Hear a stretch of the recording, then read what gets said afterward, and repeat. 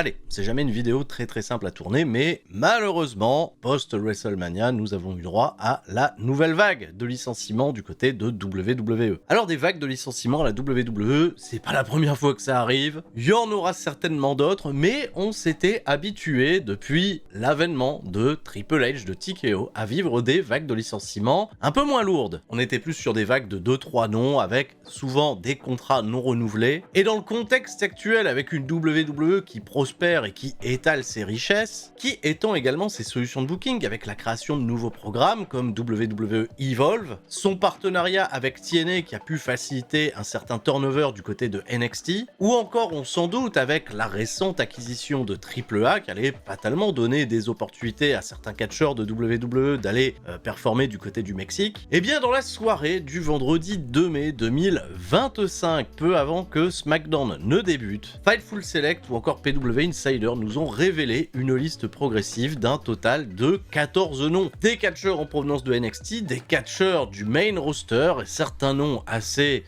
très étonnants. Au moment où je vous parle, ce sont des licenciements qui n'ont pas été justifiés de coupures budgétaires ou de pas de plan créatif pour vous, désolé. Et on n'a pas non plus tous les détails quant aux contrats non renouvelés. On va partir du principe que si les catcheurs ont été licenciés pendant la durée de leur contrat, les catcheurs du main roster auront une clause de non-compétitivité de 90 jours pendant laquelle ils continueront d'être payés. Pour les catcheurs de NXT, ce délai est réduit à 30 jours et sans plus tarder, on va passer sur la liste des noms, avec comme d'habitude un petit retour sur leur parcours au sein de la WWE, et aussi certaines perspectives créatives qui ont été probablement loupées. On aura l'occasion d'en rediscuter ce soir sur twitch.tv/Turi316 lors du SmackDown Recap. Et sans plus tarder, on va commencer par le nom de Braun Strowman, le monstre au-dessus des monstres qui avait fait son retour dans la compagnie il y a à peu près 2 années. Après avoir vécu un premier licenciement en 2021, Braun Strowman a été d'une utilité, j'ai trouvé, incroyable dans la construction de grosses stars, dont notamment son programme contre Bronson Reed, mais surtout plus récemment Jacob Fatu, qui l'a propulsé dans un combat à WrestleMania qu'il a remporté pour le championnat des États-Unis. Et c'est un Braun Strowman, j'avais trouvé sur cette dernière année, particulièrement plus mature dans son catch, un peu mieux utilisé et qui s'était quand même pas mal sacrifié sur son état de santé pour permettre à WWE de raconter ses histoires. Braun Strowman, c'est un secret de polichinelle, il n'est pas dans la meilleure des conditions physique, il a repoussé une opération au genou qu'il n'a finalement pas faite et qu'il devra probablement faire en dehors de son contrat à la WWE. Évidemment un nom important, le seul de cette liste ancien champion universel de WWE, passé pas très loin en plus cette année de réaliser le Grand Chelem, un profil qui intéressera bien évidemment plein de compagnies de catch dans le monde. Est-ce que Braun Strowman va poursuivre sa carrière dans le milieu? On s'était déjà posé cette question en 2021, on l'a vu apparaître à quelques endroits, quid de la suite? Et un peu triste de voir Braun Strowman virer après les récentes déclarations publiques de Paul Heyman à son sujet, qui n'ont pas véritablement fait plaisir. Literally, Braun Strowman goes up to crying that he's not on WrestleMania, and I tell him straight to his face,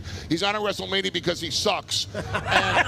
Incroyable, il va même pas pouvoir s'en défendre. Deux autres noms du roster principal, Kaiden Carter et Katana Chance, les anciennes championnes par équipe et de la WWE et de NXT, ont également été remerciés. Vraiment une équipe qui avait toujours apporté une très bonne dynamique dans ses combats, sans malheureusement toujours correctement embarquer le public. La connexion n'était pas des plus simples. Je suis très au regret qu'elles aient été privées de leur week-end de WrestleMania, elles qui étaient censées catcher aux côtés de Zelina Vega contre Alba Fire, Piper Niven et Chelsea Green, un match qui avait été bizarrement annulé. Et deux catcheuses en plus qui étaient là depuis très longtemps, leurs premières apparitions, je le rappelle, elles remontent au Mae Young Classic. Définitivement deux profils que je serais très intéressé de voir évoluer en dehors de WWE. Est-ce qu'elles garderont leur amitié en équipe? Est-ce qu'elles prendront des chemins différents? Fin de parcours un peu dommage, on va leur souhaiter tout le meilleur pour la suite. Parlant d'anciennes championnes par équipe, on va aller du côté de NXT et quelqu'un qu'on voyait peut-être avoir un bel avenir encore à la WWE, Gigi Dolin, l'ancienne membre des Toxic Attraction aux côtés de Mandy Rose et de Jacy Jayne, qui s'était fait repérer par la WWE il y a déjà bien longtemps, encore une fois du côté du Mae Young Classic. Malheureusement pour elle, pas toujours épargnée par les blessures, mais un parcours assez remarquable. Et oui, l'annonce est d'autant plus choquante qu'actuellement Gigi Dolin était dans un chouette programme en équipe aux côtés de Tatum Paxley, également de Shotzi Blackheart. Le clan Chemical X était particulièrement populaire et sentait vraiment très bon pour une future incursion dans le roster principal. Alors pour Gigi Dolin, j'ai pas trop de doutes, je pense que l'ancienne Priscilla Kelly saura totalement retrouver sa route sur le circuit international. Un talent très créatif, c'est vraiment une immense surprise pour ma part. Autre nom totalement fou quand on voyait à quel point WWE a beaucoup misé sur elle du côté de NXT, c'est Cora Jade. Après 4 années passées à la WWE, la jeune catcheuse de Chicago de 24 ans, qui a porté à côté d'une autre prodige Roxanne Perez des programmes particulièrement intéressants et importants pour cette division féminine de NXT. Elle avait un grand soutien et elle était particulièrement promue à de grandes choses à la WWE. C'est un coup d'arrêt assez choquant, je trouve, mais qui, je lui souhaite, ne devrait pas lui refermer définitivement les portes. Je le rappelle encore une fois, Cora Jade n'a que 24 ans. Définitivement un profil qui intéressera beaucoup de monde. C'est vrai que créativement, ces derniers temps, à la WWE, elle était plutôt reléguée à aller faire des passerelles du côté de TNA, où elle a quand même eu des opportunités pour le titre de la championne TNA, Masha Slamovich. Et vraiment, en 4 années passées à la WWE, j'insiste là-dessus, quelqu'un qui s'est beaucoup affirmé, qui s'est sans cesse réinventé. Je vous l'avais dit, c'est une vague de licenciements particulièrement étrange, peut-être voire même un peu choquante. Alors mercredi dernier à NXT, on a vécu un petit angle qui nous a peut-être un petit peu ému, c'était la fin du clan Métaphore. D'un commun accord, les 4 membres de Métaphore, après le retour de convalescence de leur leader Noam Dar, ont décidé de prendre des chemins séparés pour poursuivre leur carrière en solo, et on y avait notamment vu Noro Mensah, félicité par ses collègues de bien réussir du côté de Evolve. Alors un peu rigolo, parce que Evolve, on a l'impression que les gens d'NXT qui partent vers Evolve subissent en quelque sorte une petite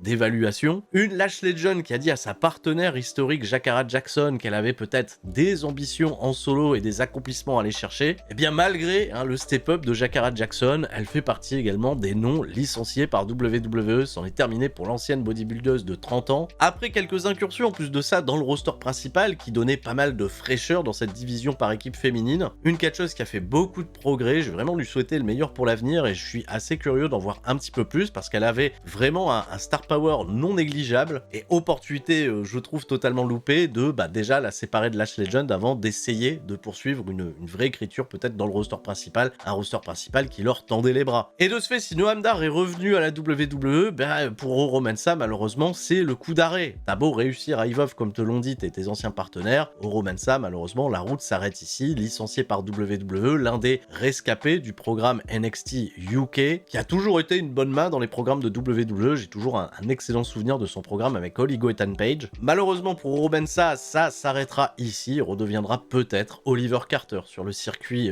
européen ou peut-être Monsieur Exotique Érotique. Oui, c'est déjà appelé comme ça. Et si je dis le circuit européen, parce que vous ne le saviez peut-être pas, mais Oro Mensah est suisse de nationalité, originaire certes du Nigeria, mais ça pose aussi un autre problème pour pas mal de ces catcheurs licenciés, et on y viendra sur d'autres noms, le problème des visas. La situation actuelle pour travailler aux États-Unis nécessite des visas qui sont de plus en plus durs à obtenir, et pour tous ces catcheurs qui sont en dehors du continent américain, c'est assez dur d'envisager même des perspectives du côté de grosses structures comme TNA ou All Elite Wrestling. Alors pour Oro Mensah, je vais lui souhaiter le meilleur et j'espère de tout mon cœur le revoir performer en Europe. Je pense qu'il a encore un brillant avenir. Et c'est pas le seul nom européen qui va nous quitter. Riley Osborne, le catcheur anglais, lui aussi rescapé de NXT UK malgré son statut à l'époque de jobber. C'était assez surprenant de voir l'ancien Josh Terry poser ses valises du côté des États-Unis et intégrer la Chase University aux côtés de Andre Chase, de Duke Hudson à l'époque et de Thea Hale. Il a longtemps été un peu considéré comme l'underdog de la faction, toujours très combatif. Et quand la faction s'est malheureusement éteinte, Riley Osborne ces derniers temps était plutôt du côté lui aussi de WWE Evolve. Curieux de voir la suite pour lui, bonne continuation et sincèrement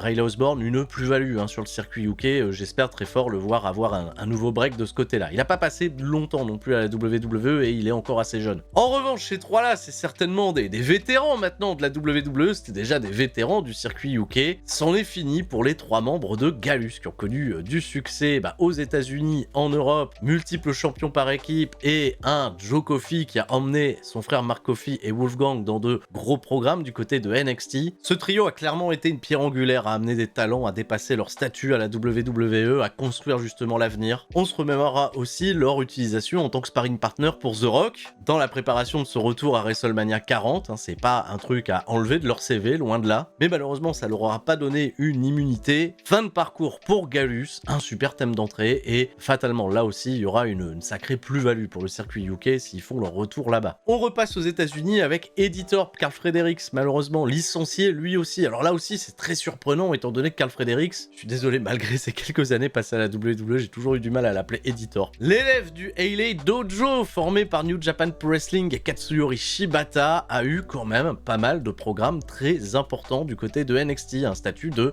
quasi main eventer. Alors malheureusement, il n'y a jamais eu de gros accomplissements derrière, il n'y a pas eu de championnat remporté, mais bon, on peut se remémorer quand même, tu vois, le dernier programme récent avec Trick Williams que j'ai particulièrement apprécié à titre personnel. Je sais que ça a fait débat un petit peu le strap match, mais bon, moi j'avais bien aimé ça. Et surtout cette super feud avec Donovan Dijak et puis Carl Fredericks. En plus de ça, il avait rendu hommage à ses racines de natif américain et ça faisait quand même très longtemps qu'à la WWE on n'avait pas vu quelqu'un incarner ainsi ses origines et ça le distinguait de beaucoup de talents du roster. Malheureusement, c'en est terminé pour lui à la WWE. Aucun doute en revanche qu'il rebondira ailleurs et je suis même assez excité de voir quelle sera la suite pour ce super catcheur. Peut-être plus obscur pour certains, il a jamais eu un gros break à la WWE, c'est Javier Bernal, le catcheur d'origine colombienne, bon, qui a souvent été un jobber dans les programmes un peu plus secondaires, NXT Level Up et là encore plus récemment WWE Evolve. J'aurais pas grand chose à dire sur Javier Bernal à part que l'anecdote un peu rigolote de la WWE qui à ses débuts lui a demandé de couper ses vaches. C'était une suggestion, mais ce qui est un peu drôle c'est que Javier Bernal il était connu pour deux choses avant de commencer le catch, sa courte carrière dans le football américain et d'être un modèle cheveux, tu vois, pour des magazines. Oui, on peut être modèle cheveux. Bah, il avait des très beaux cheveux. Bah, il a coupé ses vaches, il a fini par les laisser repousser, et il a fini surtout par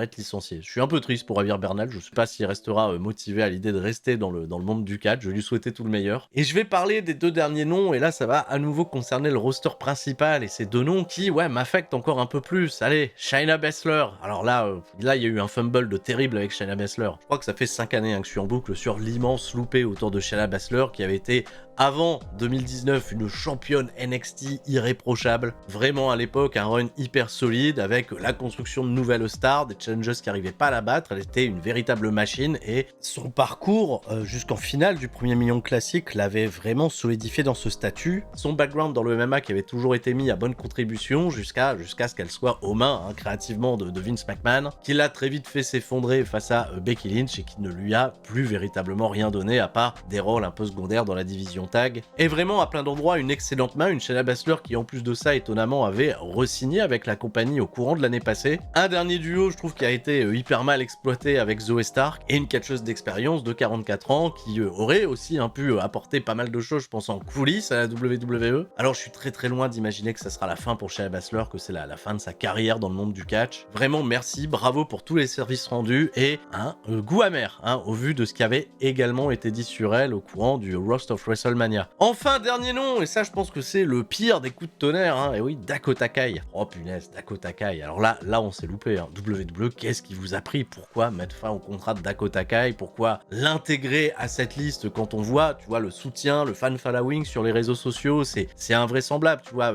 Dakota Kai, c'est clairement l'underdog préféré de tous les fans de catch féminin, avec en plus de ça un parcours sur lequel on peut s'appuyer, pas toujours épargné par les blessures, elle a toujours réussi à faire ses comebacks, elle a toujours donné le meilleur dans le ring et elle a apporté quand même beaucoup de choses au courant de ses presque 10 dernières années dans la compagnie. Il y a eu vraiment des moments mémorables du côté de NXT, moi je me souviendrai toujours de cet incroyable heel turn face à Tegan Nox. L'année dernière, le turn sur Bayley était particulièrement cool également, et j'étais hyper ravi ces derniers mois de l'avoir réintégré Damage Control après son retour de convalescence, un rôle de babyface qui ravivait plein d'espoir pour elle, pour aller chercher notamment ces titres secondaires que WWE a créés, championnat intercontinental, championnat des États-Unis. Ça avait l'air, tu vois, tout fait pour Dakota Kai, pour être un gros achievement, tout en préservant, bah oui, le haut de la carte qui est réservé à d'autres catcheuses qui bloquent un petit peu la circulation à cet endroit-là. Malheureusement écartée pendant la route de WrestleMania pour des raisons, ça on s'en doute, purement créatives, elle n'est malheureusement pas réapparue post-WrestleMania. Ses dernières interactions, c'était aux côtés de Io Sky, et est-ce que Damage Control existera toujours après ça? Et là, on peut aussi se poser la question autour des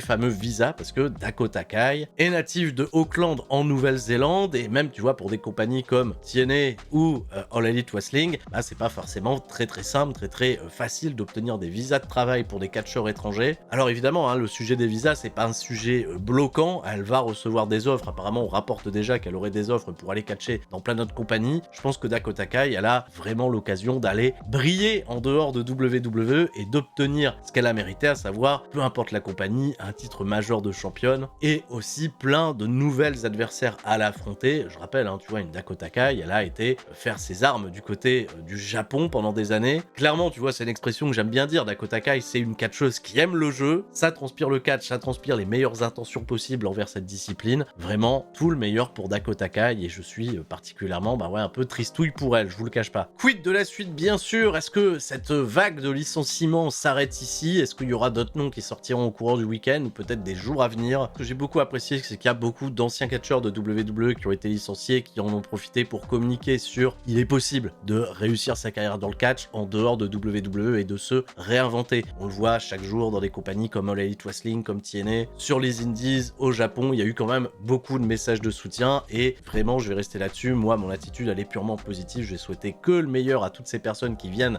d'apprendre qu'elles perdaient leur emploi, et ce qui est toujours plus choquant pour les fans, c'est d'avoir ces vagues de licenciements avec beaucoup de noms d'un coup. On se retrouve tout à l'heure pour en discuter en live sur twitch.tv/Turi316, on y fera également le SmackDown Recap qui sera rediffusé sur cette même chaîne dans la journée de dimanche. Restez forts, c'est la consigne, c'était Sturi, merci de m'avoir écouté, ciao de type bye bye.